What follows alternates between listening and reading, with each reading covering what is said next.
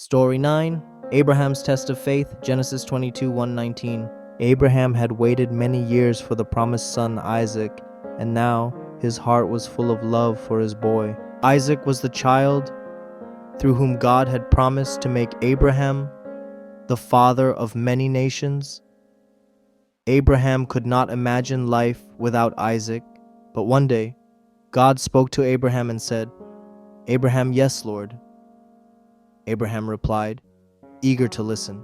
Then God gave him a very difficult command. "Take your son, your only son Isaac, whom you love, and go to the mountain of Moriah. There, offer him as a burnt offering to me." This was a test like no other. God had given Isaac to Abraham as a gift, and now he was asking for him back. It seemed like a strange and painful command, yet Abraham trusted God. He knew that God's promises were always true, even if he didn't understand the reason behind this test. The next morning, Abraham got up early and took Isaac, along with 2 servants and the supplies for the offering.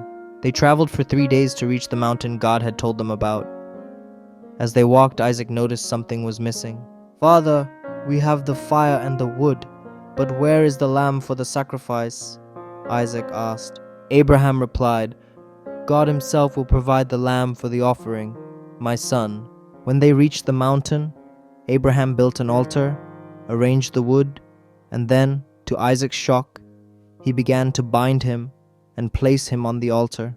Just as Abraham raised his knife to sacrifice Isaac, an angel of the Lord called out, "Abraham, Abraham, here I am."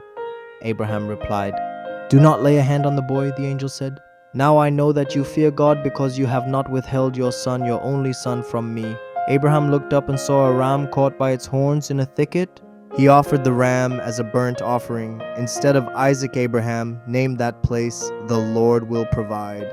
God blessed Abraham for his faithfulness and promised once again that through Isaac's descendants, Abraham's family would become a great nation reflection for children. Abraham trusted God completely even when he asked for something very difficult. God always knows what is best for us, and He will provide everything we need. Sometimes we may not understand why things happen, but we can always trust God's love and wisdom